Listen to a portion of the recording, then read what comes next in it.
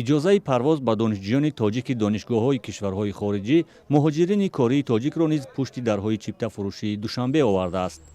дар ҳоле ки парвозҳои мустақим ба Русия нест, онҳо мехоҳанд ба ҳар роҳ, аз ҷумла тавассути парвозҳо ба шаҳри Мински Беларусия худро то ба Русия расонанд. пули билет зарар кардем, ай кору бормон мисол дар Русия буд, ай ҳама мондем. Наметунем, на рафта метунем. Ба воситаи госуслук худмона сабт кардем, нашуд, ҳама маҳкам шуд озир. Ин ҳамҷода саргардон мегарем.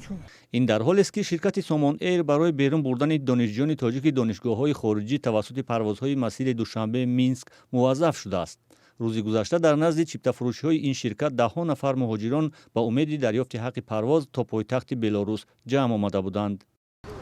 нарх наво 5200 меган бо 6800 через Беларусия. хак мераса намераса ки мегирид, қарз мекунӣ мерай. ин дар ҳолест ки мақомоти тоҷик мегӯянд барои аз саргирии парвозҳои мунтазам бо Русия омода ҳастанд. вазорати хориҷаи Тоҷикистон гуфт, ҳанӯз 22 июл ҷониби Русияро дар бораи қарори ҳукумати ҷумҳурии Тоҷикистон оид ба барқарор кардани парвозҳои мунтазами ҳавоӣ бо Федератсияи Русия бо риояи қатъии талаботи санитарию зидди эпидемикӣ расман хабардор карда буд. ҷониби Русия дар навбати худ иттилоъ додааст, ки таърихи барқарор кардани парвозҳои мунтазам баъд аз машваратҳои мақомоти авиатсионии ду кишвар муайян карда мешавад.